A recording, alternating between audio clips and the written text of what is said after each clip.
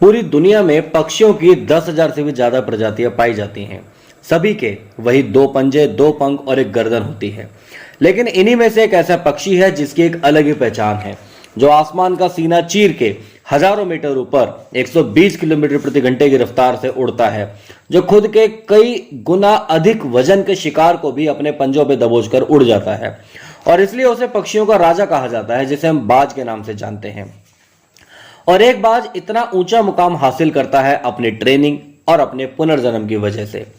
अगर आप भी इस दुनिया में एक मुकाम हासिल करना चाहते हैं तो एक बाज को बाज बनने का पूरा सफर आपको जानना बहुत जरूरी है, क्योंकि 25 से 30 की उम्र आने तक के बाद भी लोगों को रिस्क लेने से डर लगता है। लेकिन एक बाज के जीवन की शुरुआत ही रिस्क से होती है। जिस उम्र में बाकी पक्षियों के बच्चे सिर्फ चींची करना सीखते हैं, उस उम्र में एक मादा बाज अपने बच्चों को पंजों में दबोचकर हजारों मीटर आसमान की ऊंचाइयों में उड़ जाती है, उसे यह बताने के लिए कि तेरा जन्म आसमान का सीना चीर के सबसे ऊपर उड़ने के लिए हुआ है। तेरा जन्म पक्षियों का बादशाह बनने के लिए हुआ है। जमीन से हजारों मीटर ऊपर ले जाकर मादा बाज अपने पंजों से उसे छोड़ देती है, और यहीं से शुरुआत होती है उसकी हाई रिस्क ट्रेनिंग की। वो चूजा जमीन की तरफ तेजी से गिरने लगता है, थोड़ा नीचे आता है तो उसके पंख खुलने लगते हैं।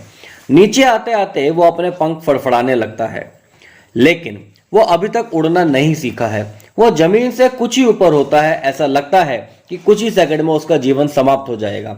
लेकिन अचानक एक पंजा उसे अपने गिरफ्त में ले लेता है और वापस आसमान में उड़ जाता है। वो पंजा होता है उसकी माँ का, जो उसके पीछे उड़ रही थी। उसकी ये ट्रेनिंग तब तक चलती रहती है जब तक वो उड़ना नहीं सीख जाता है। इतनी हाई रिस्क ट्रेनिंग के बाद इस दुनिया को एक बाज मिलता है। बारिश के वक्त जब सारे पक्षी आश्रय की तलाश करते हैं, तब यही बाज उसी बारिश में आसमान को चीरते हुए ऊपर निकल जाता है और बादल से कहता है तो बरस ले, कितना बरसेगा, और फिर नीचे आकर चैलेंज करता है।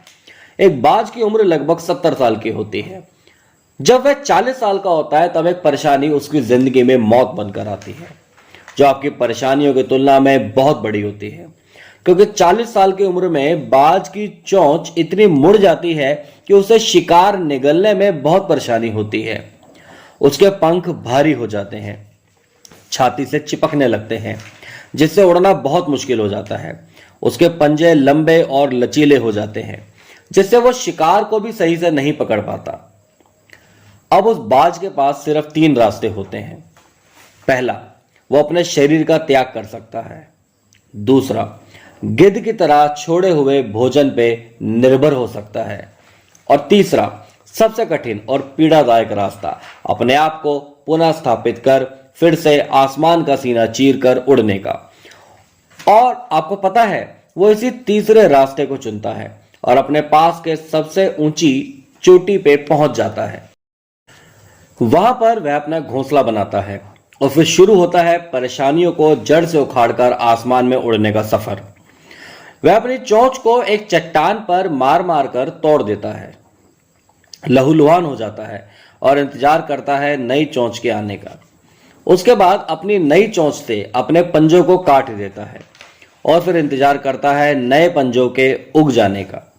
और उसके बाद वह अपने एक एक पंख को अपने शरीर से अलग करता है और फिर इंतजार करता है नए पंख के आने का। और इस प्रक्रिया में उसे लगभग पूरे 5 महीने का समय लगता है। इन 5 महीनों की कड़ी तपस्या से एक बाज का पुनर्जन्म होता है और वह फिर से तैयार हो जाता है आसमान का सीना चीर कर उड़ने के लिए। जो 3 रास्ते बाज के पास थे, वही 3 रास्ते आपके पास होते हैं। लेकिन कुछ लोग पहले रास्ते को चुनते हैं और परेशानियों के तले दबकर सुसाइड कर लेते हैं। ज्यादातर लोग दूसरे रास्ते को चुनते हैं और वह परेशानियों का बोझ पड़ते ही अपने लक्ष्य को छोड़कर अपनी नॉर्मल लाइफ जीने लगते हैं। और कुछ लोग वो भी होते हैं जो इस परेशानियों को लात मारकर अपनी मेहनत के दम पर बाज की तरह आसमान की बुलंदियों को छूते हैं। दोस्तों, बाज की यह ट्रेनिंग हमें बहुत बड़ी सीख देती है कि अगर रिस्क लेना पड़े तो लो, कि अपने फील्ड में अपने आप को इतना ट्रेंड कर लो कि उस फील्ड में आपसे ऊपर उड़ने के बारे में सोचकर लोगों के पसीने छूट जाए, तभी आप अपने फील्ड के बादशाह कहलाओगे। दोस्तों, ये वीडियो आपको कैसी लगी कमेंट करके जरूर बताएं। वीडियो को लाइक करके इसको ज्यादा से ज्यादा शेयर करें ताकि आपके दोस्तों को भी इसके बारे में पता चल सके। धन्यवाद।